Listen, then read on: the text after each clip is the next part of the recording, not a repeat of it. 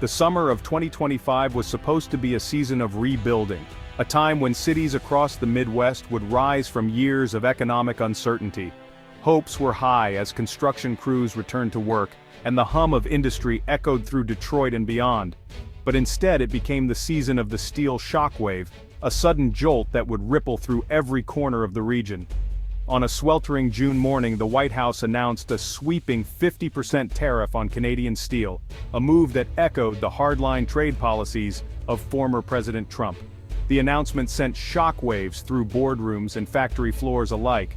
The goal was clear: protect American steelworkers, revive domestic mills, and bring production back to U.S. soil, restoring pride and jobs to communities that had long felt left behind.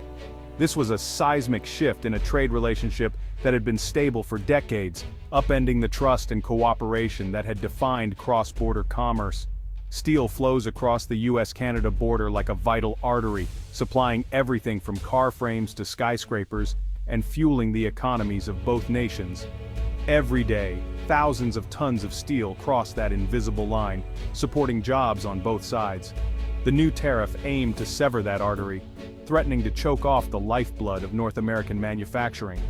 The announcement caught many by surprise, including industry leaders, economists, and even seasoned trade negotiators. Few had expected such a dramatic move.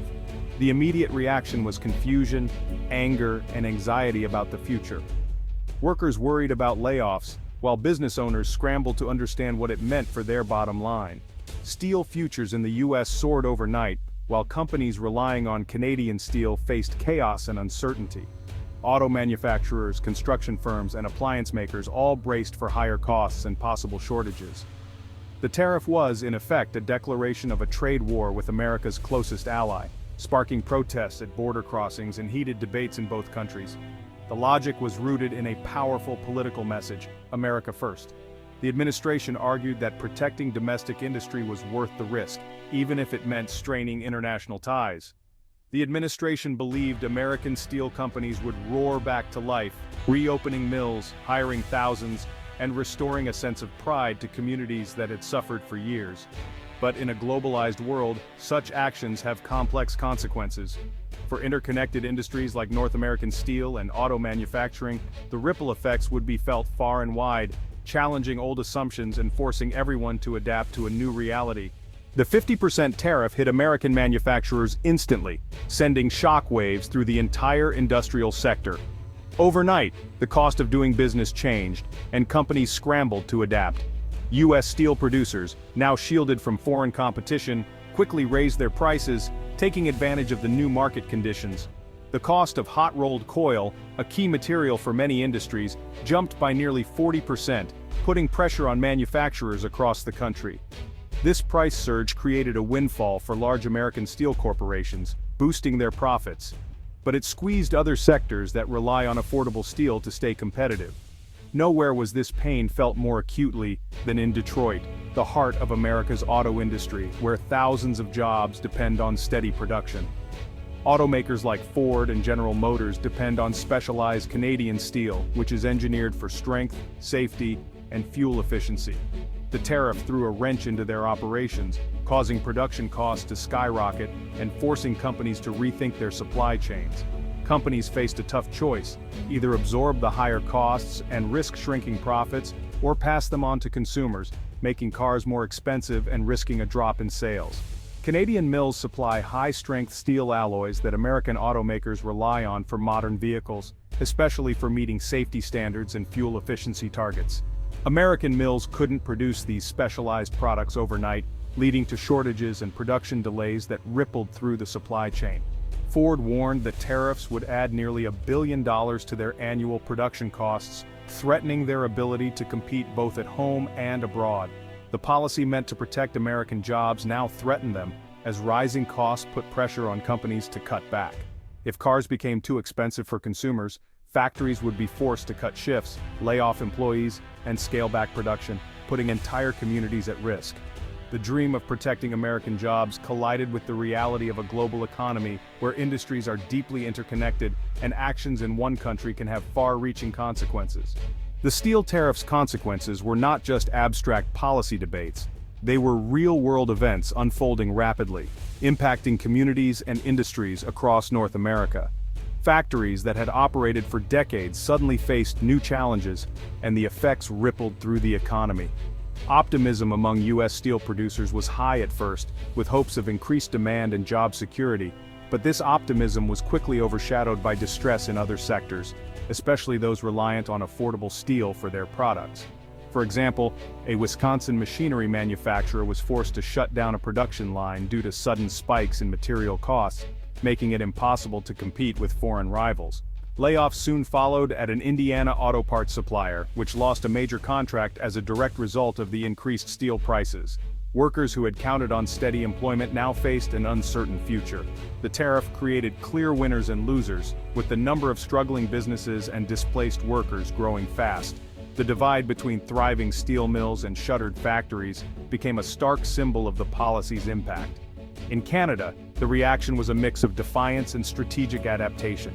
Steel companies and workers refused to be sidelined, rallying together to find new solutions. Major Canadian steel producers saw their biggest customer, the United States, vanish almost overnight, leaving warehouses full and loading docks empty.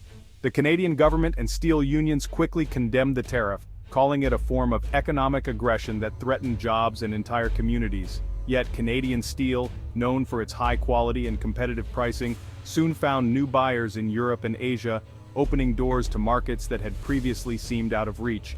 Trade missions were launched, securing contracts with manufacturers in Germany and Japan, and forging new international partnerships. Canadian producers signed long-term contracts with overseas buyers, ensuring stability and growth for years to come. Ironically, the tariff inadvertently pushed Canadian steel onto the global stage, transforming a challenge into an opportunity for expansion. Canadian mills ramped up production to meet the demands of new customers, keeping workers employed and factories humming. The Stelco plant in Hamilton, once facing uncertainty, resumed full operations to fulfill a major European order, bringing renewed hope to the local workforce. The tariff forced Canadian steel to become more resilient and globally diversified, with products now reaching ports around the world. It was a classic case of unintended consequences, spurring not just survival but innovation and expansion as Canadian steel adapted to a new era of global competition. The Canadian government responded swiftly to defend its steel industry. Ottawa created a $2 billion Canadian steel industry modernization fund. This strategic investment aimed to make Canadian steel globally competitive. Funds were earmarked for upgrading equipment and developing high-value steel products. The goal was to reduce reliance on any single market. Canada also tightened borders against unfairly traded steel. New import controls prevented Canada from becoming a dumping ground. This strategy, modernization and market defense, countered U.S. tariffs. Canada empowered its industry to adapt and thrive. The message: Canadian steel would not just survive but thrive globally. The American tariff intended to isolate Canadian steel, but Ottawa helped it connect worldwide. While Ottawa rolled out a national strategy, Alberta made a powerful move. Alberta mandated all public infrastructure projects use Canadian steel. This Made in Canada mandate was a direct response to American tariffs. It ensured Canadian tax dollars supported Canadian workers and industries. Alberta's policy created a stable market for Canadian steel mills. Steel producers in Ontario and Quebec had a secure pipeline of domestic orders. The move was politically brilliant, turning U.S. protectionism back on itself. The policy was popular, tapping into national pride. It pressured other provinces to consider similar measures. Alberta's mandate highlighted strategic procurement for economic goals. It ensured a solid foundation of demand at home amid global trade shifts. Canada used all tools to protect its industrial base. As the trade dispute simmered, Europe introduced a carbon border adjustment mechanism. This tariff on imports based on carbon emissions favored cleaner products. Canadian steel, powered by hydroelectricity, had a low carbon footprint. In contrast, steel from coal-reliant regions faced hefty European taxes. The CBAM created a competitive advantage for Canadian steel. European manufacturers had a financial incentive to buy Canadian steel. The American tariff closed one door, but Europe's climate policy opened another. Sustainability became a key trade factor alongside cost. The EU's carbon tax signaled environmental performance as market access. Canada's investments in cleaner energy paid off unexpectedly. Canada was positioned as a preferred supplier for Europe's climate-conscious market. A trade crisis became a strategic opportunity for green growth.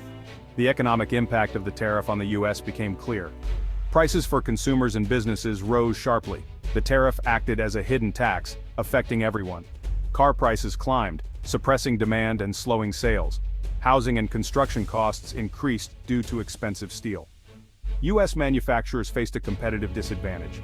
Instead of creating jobs, the policy risked existing ones. The tariff squeezed businesses, making American products less attractive. The bill for tariffs was paid by American families and companies. Higher prices reduced purchasing power and slowed growth. The tariff subsidized a small steel sector at a tremendous economic cost. It raised questions about the policy's overall benefit. By August 2025, the steel dispute reached a critical juncture.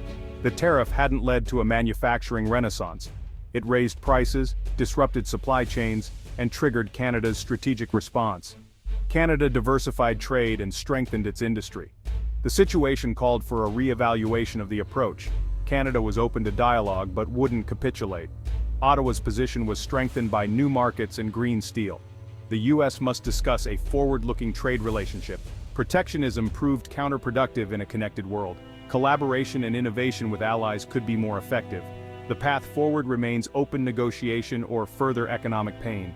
The choice impacts the future of the North American Economic Partnership.